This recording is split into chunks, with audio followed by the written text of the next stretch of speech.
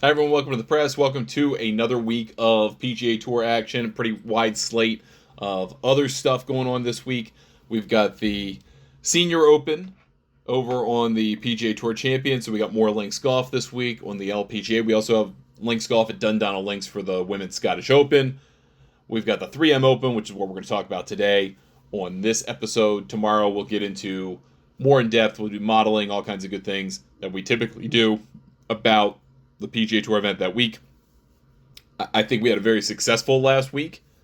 Scotty Scheffler obviously won the Open, and we all acknowledge the possibility that or Rory McIlroy winning was in the cards, and yet we still tipped some really good golfers. We talked about Matt Fitzpatrick. We talked about Bobby Mack. To a degree, we talked about Chris Goddard. We talked about Wyndham Clark, which was a little surprising that the pickup wasn't in the statistics, it was in attitude, but he had a great week. Harris English was talked about, so I mean we were on the right track. Just the best golfer on the planet won, and when the best golfer on the planet wins, that's kind of a problem for betting when you're betting guys that aren't 5.5 to 1. That all said, let's get into the 3M Open. We have this week, and we have the Wyndham Championship as the final regular season events before we get into the FedEx Cup playoffs. Remember, top 70 in points get into the first leg in Memphis. Second leg this year is in my neck of the woods at Caves Valley in Baltimore. And then, of course, the third leg is at the Tour Championship. So, 3M Open, TPC Twin Cities. This used to be a Champions Tour event for many years. It got converted to a PGA Tour event. I believe they've extended it, so it's going to keep going. $8.4 million purse, 500 FedEx Cup points to the winner. 12 of the world top 50 are competing this week. Really, this tournament is either for players who just happen to like the course or for players who are in desperate need of some FedEx Cup points to get to the playoffs. And fair mix of the two. I mean, like Sam Burns doesn't need the points, but it's a sponsorship thing for him, I believe, to come play in this thing. Last year Johnny Vegas was the winner. Lee Hodges before that. You have Matt Wolff win here. It's been an interesting smattering of players who have won this tournament in its short time as a PGA Tour event. Doesn't really tell you a whole lot about what to expect, in my view. I think strokes gained putting does tend to come up a little bit more here than some other places. However, the big takeaway, if you kind of look at it just from a broader view, not getting so into the weeds, you would notice that TPC Twin Cities has more water balls than pretty much every golf course on the PGA Tour. A lot of water is in play on this course. You got to avoid it, but sometimes it's just in your way. I mean, it's not like it's way over there to the right, avoid it. They put it in play a lot. It is basically what kind of makes the course difficult whatsoever. Otherwise, this would be very simple for these guys. Even at 74-31 and a par 71. It's the water, right? The field has changed some since we posted the field on Sunday morning. So, on Sunday, Haotong Li got in because of his top 10 at the Open Championship, so he's playing this week. Pearson Cootie's in. He got in based off of his status. You have Taylor Montgomery, who's now in. He was going to Monday qualify. He's now in on his own. Chesson Headley's in, if you care about that. Some players did WD so that they weren't listening to the field while I listened to them on Sunday over at golfnewsnet.com. But Ryan Gerard, who won the Barracuda, is out. We tipped Ryan Gerard, by the way. I had him in my one and done league. We tipped him. He's out. Brian Campbell's out. That put Dylan Wu in, and Thomas Dietrich's out. That's what put Pearson Cootie in originally, and then he got in on his own number. So, not to get into the weeds on that, but a fair amount of field movement in the last 48 hours or so. So, with all that said, let's look at the odds board for this week. Sam Burns, your favorite, 16 to 1. Matt McNeely, who's on the cusp of making this Ryder Cup team, 18 to 1. Had a pretty nice week, I thought. Chris Goddard is 22 to 1 to win. He basically doubled his career earnings in 2 weeks. He had earned about $2.75 million in all of his PGA Tour events, basically 2 years worth of PGA Tour events, 2.5 years. 2 years. worth of PGA Tour events, and then won the Scottish Open for $1.62 million, and then won didn't win, excuse me, but finished T3 in the Open Championship to earn a little over $1 million. So about $2.7 million in the last, a little less than $1 million, excuse me, about $2.7 million in the last 2 weeks. Pretty crazy. And now all of a sudden he's 22-1. Now, Wyndham Clark's kind of interesting to me at 25-1, because if he's happy and he's worked out and he's kind of worked himself back into whatever trance he needs to be in to not get angry all the time, he could be an interesting golfer. The downside here, and the reason why I wouldn't bet him, is his driving is wildly inaccurate oftentimes. If he can keep it in play, he can keep up with anybody, anywhere. However, if his driving gets off the mark, he's going to get really angry and really frustrated very fast, because he's going to have a lot of penalty strokes. I would not bet him, but I get the thought process behind doing so. Jake Knapp's 28-1. If he keeps it straight, and he's got a great golf swing, if he keeps it straight, he should crush this place. I would probably be all over Jake Knapp. Max Gracerman, I may bet at 30-1. This might be his time. He finished very well at the Barracuda. Obviously got close to the Rocket Classic. This is like the kind of level of event that he should win for his first win. You got Michael Thorbjornsen, who didn't play the CUDA. Taylor Pendrith, who had a pretty okay Open. Kurt Kitayama, 33-1. Oh, those guys are 30. Kurt Kitayama, Tony Finau. Tony Finau is figuring something out. He is the course for course. Like, for this venue, he is the horse for course. He won here in 22, third in 2020, 12th last year, 7th in 2023. I mean, he is the horse for course play here this week. So, if you like what you saw at Royal Portrush, then you probably want to get in on some Tony Finau at 33-1. It's probably due. If he wants to think about making the Ryder Cup team, he's got to make a move. He needs some help. So, that could be a motivating reason to pick him. He's got a lot on the line here. Emiliano Grillo is probably your other horse for course, by the way, this week, 40-1. Not his best week, right? However, at the Open, but if 2020 he was third, 2022 he was second, the year after he was 10th. Didn't place last year into the top 15, but clearly likes the golf course. Does very well tee to green. I think you're probably in good hands picking him, especially as an each way bet. 40-1 is a pretty decent number for, I guess, for this quality field. And by the way, Gracerman, who obviously had the recent good run, was runner-up here last year to Johnny Vegas, who won seemingly out of nowhere. Then you've got Akshay Bhatia and Davis Thompson, Kevin Yu, Ricky Fowler, Siwoo Kim. All those guys are 35-1. I think of them. Fowler had a nice Open for himself. So you take some positives from that. I think he does. It's kind of hard to bet him, though. I mean, I'd rather bet Siwoo or Emiliano Grillo. Keith Mitchell's 40-1. Sanjay had himself some nice moments. Adam Scott's playing this thing at 45-1. Luke Clanton, Max Homa are 45-1. There's something wrong about those numbers. Max Homa should not be 45-1. Not against those guys. I mean, he had a very bad final day of the Barracuda, losing points. How do you? I mean, that's remarkable unto itself. So, I don't think if you're going to bet any of those people, why wouldn't you go for Luke Clinton, who hits the heck out of the ball? Maybe Adam Scott. I could buy Adam Scott. Between those two, I would probably pick Adam Scott over Luke Clinton just because Scott's pedigree. But I think Luke Clinton's probably needs to be priced a little bit deeper than that. And the reason I say that is because he hasn't won yet. I mean, other than that, you probably could convince yourself to bet him 45-1. Jacob Bridgman, Alex is the lone 50-1 at this book. Alex Smalley, Camp Champ, Jesper Svensson had himself a nice week. Rico Hoey, who really let it slip away from him on Sunday at the CUDA. They're all 55-1. I think Cameron Champ is your better play here. He likes this golf course. Seems to fit his eye of how he likes to drive the golf ball. Again, my problem betting Cameron Champ is his attitude. Just doesn't seem like a guy who gives a crap, or that big of a crap. And then again, Scotty Scheffler looks like he's like, oh, none of this, in the grand scheme of things, none of this really matters, but it matters to me, kind of thing. I don't know. Maybe it works for him. Why can't it work for Cameron Champ? Your 60s, Hao Tong Lee, as I mentioned. Lee Hodges, who's won here. Matt Wallace, who had himself, I think, a pretty nice little open. Patrick Fishburne, who had himself a decent CUDA. Sahith, Sam Stevens, Vince Whaley.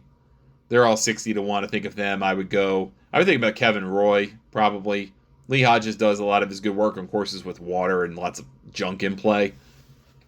Fishburne's been playing well, but I wouldn't put him on that same level.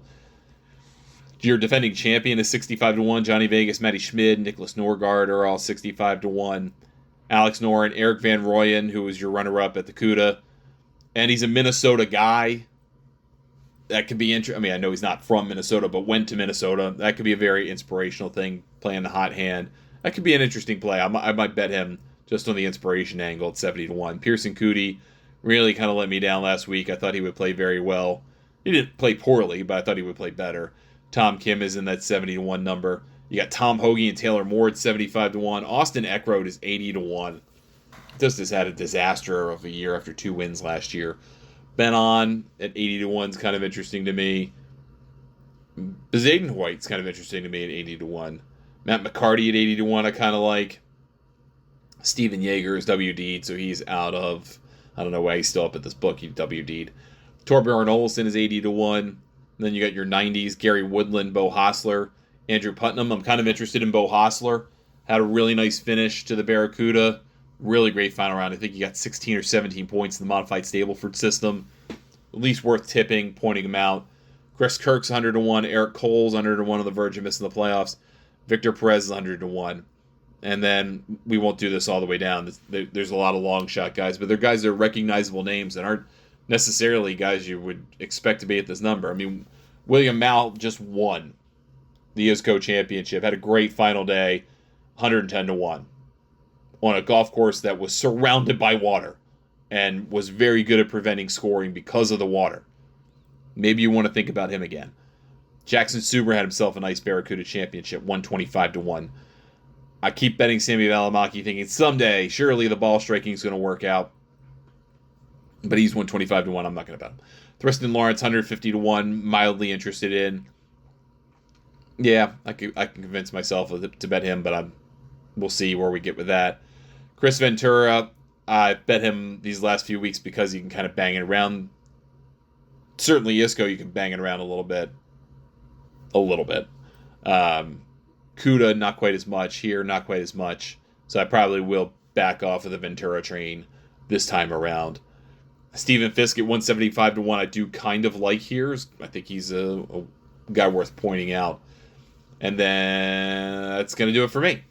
So what you kind of notice, first of all, you don't have a guy that screams favorite to you, right? I mean, even if you look at Sam Burns, you look at the record in his tournament, he has exactly one top 15 here, and that is in 2024 where he was T12.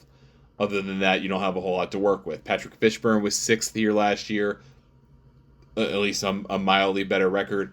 If you look kind of up and down using our tools or anyone else's over at golfnewsnet.com to kind of look at the tournament history, Keith Mitchell comes up here, a couple of 5th place finishes, so he tends to kind of bring people in because he's a first round merchant.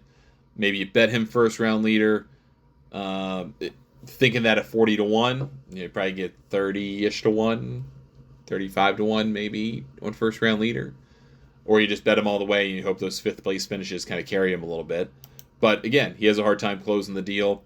Matt McNeely was 3rd here last year. Do you expect him to bounce back after a nice open? Maybe. Alex Noren's been good here. 3rd in 2020, 13th in 2023, but just seems very difficult to predict coming back from the injury. Like, he was great at the PGA and then just not much follow through whatsoever. Kind of frustrating if you want to try to bet him. But there aren't a lot of horses for courses, or horses for this course, in particular. And so to that end, I think if you're going to try and find someone to go with there, do you go with, I think you maybe go with the Keith Mitchell. Maybe you go with a Grillo and a Finau. Pick 2 of those 3 as your kind of guys to think about. I would probably pick Finau and Grillo. Maybe a Grace. I think it could be Gracerman's time. I think that kind of makes a lot of sense. And the 30 to 1 price I don't love, but I can live with. I think you got to take a shot on some longer guys here this week because I think some weird things can happen. And we mentioned some of those guys. And I wouldn't be surprised to see somebody in the 150 to 200 range who winds up winning this thing. It is a... Water courses, to me, they're not disqualifying in terms of like being a great test. But if I'm putting my competitive golfer hat on for a second, the like courses with water, Florida courses are ripe with water. I don't like those as identifying the best player. They can identify a great player that week. They can identify someone who does a certain skill well, namely keeping your ball dry, but may not do a whole lot else. So keep that in mind. I mean, I think you could go after from longer shots, William Mal, Jackson Suber, Sammy Valimaki probably, and Stephen Fisk. Those would probably be the guys I would go after that are a little deeper. You take your pick, your risk tolerance.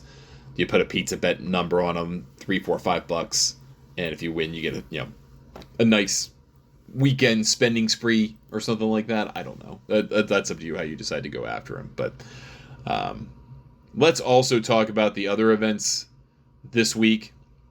At least a couple of the other ones. We don't have to go all the way through it, but let's talk about LIV Golf UK, their JCB Golf and Country Club.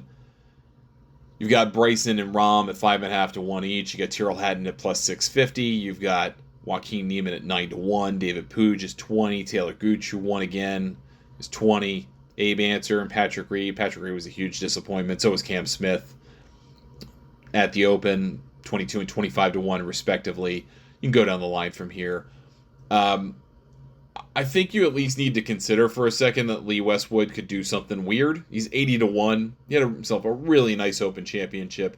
We did talk about him as a kind of mega long shot because he played his way into it. Kind of a swan song. Who knows if he gets to play in another.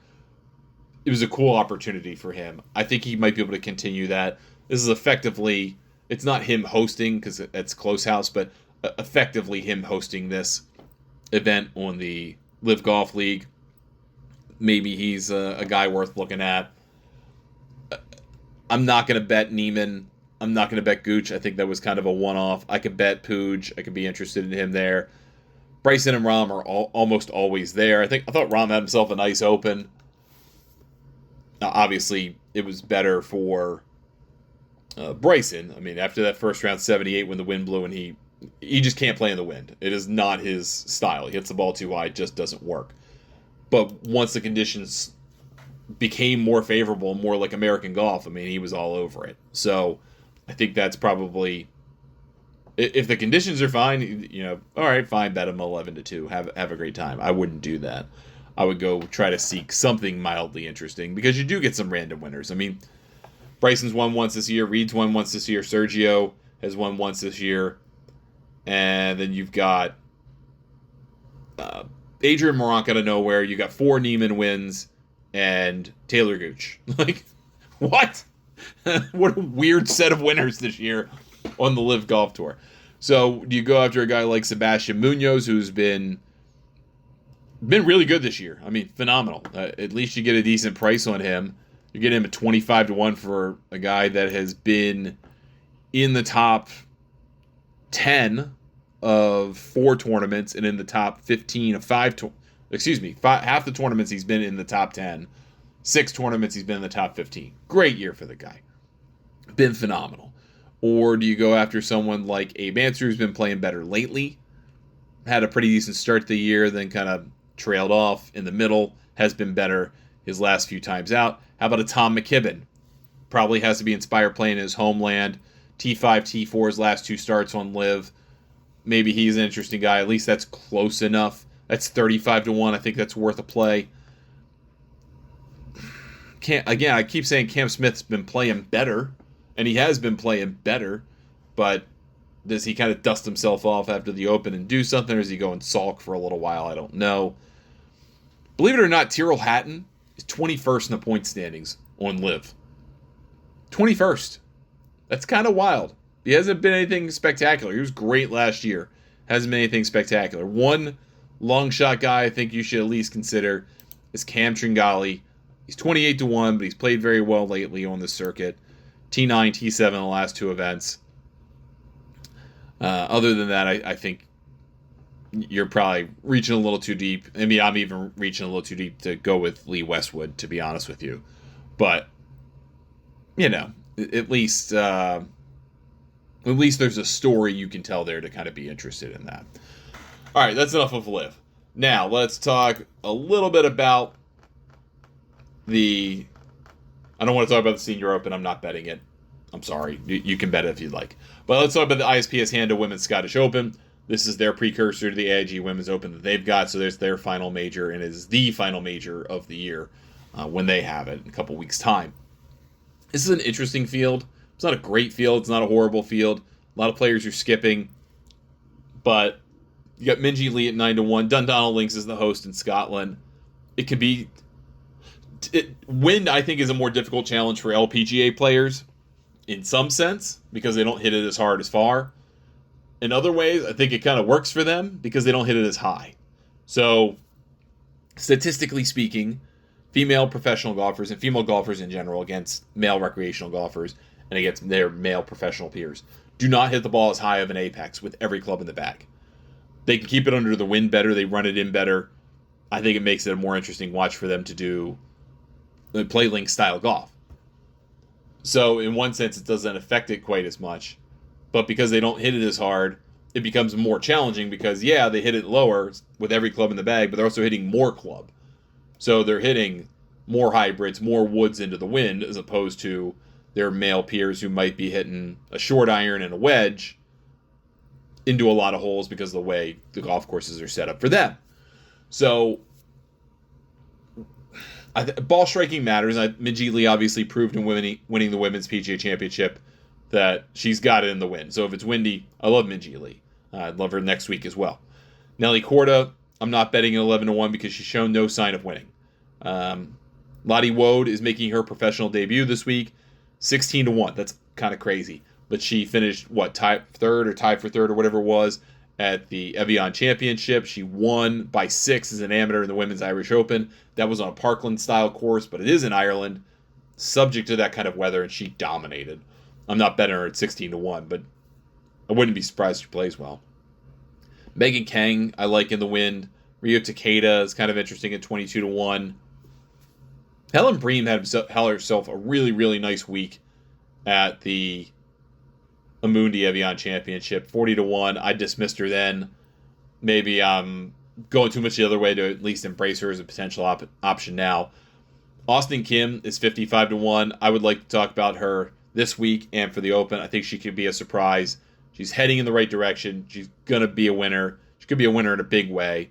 She's got her head on her shoulders. I really like her at that 55-1 number. Someone who might be playing with an element of desperation that might make him interesting is Allison Corpuz.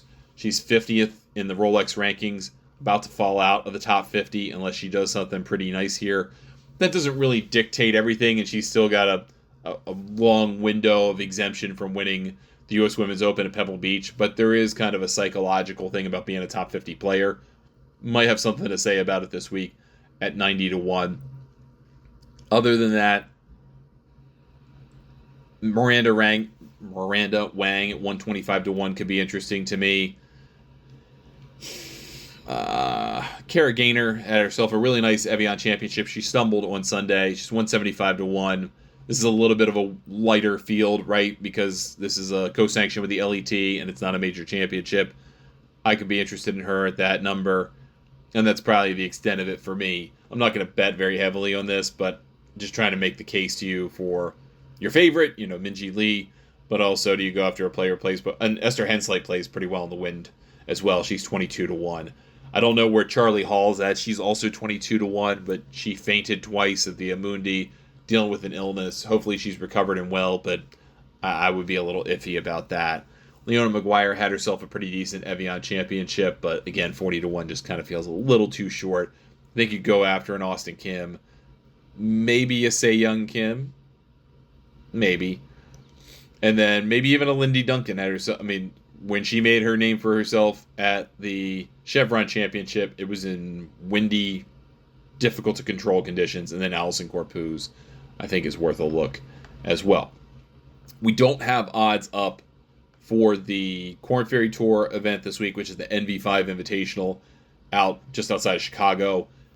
When we get that up, if that comes up for tomorrow, I'll include a few minutes on that on the video show that we're doing. But other than that, that's everything that's on the slate for this week. If you have any questions, email me, ryan@thegolfnewsnet.com, on Twitter, Threads, X, Instagram, and Blue Sky at either Ryan Ballingy or Ryan Ballingy Golf. You can get a hold of Golf News Net at the handle Golf News Net on all of those platforms. If you want to join Golf News Net, you can do so for $40 for 1 year, $70 for 2 years, or $100 for 3 years over at golfnewsnet.com. You can watch this video version of this show when we do it each week over on Golf News Net TV, as well. That's available on Freecasts, Zeem, Free Live Sports. And you can also watch all of our video programming on YouTube. You can listen to it on Golf News Net Radio on YouTube. And what else are we missing? You can download our apps for Roku and Amazon Fire. We'll be back with another show tomorrow. It'll be voice and video. We'll go over the modeling. We'll go over all the in-depth statistics around this particular event, adding in the stuff from the Open Championship, and we'll put it all together for you and hopefully spit out some more winners and high finishers for you. Thanks so much for listening. I appreciate it. We'll talk to you next time right here on The Press. If you're a lineman in charge of keeping the lights on, Grainger understands that you go to great lengths and sometimes heights to ensure the power is always flowing, which is why you can count on Grainger for professional-grade products and next-day delivery, so you have everything you need to get the job done. Call 1-800-GRAINGER, click Grainger.com, or just stop by. Grainger, for the ones who get it done.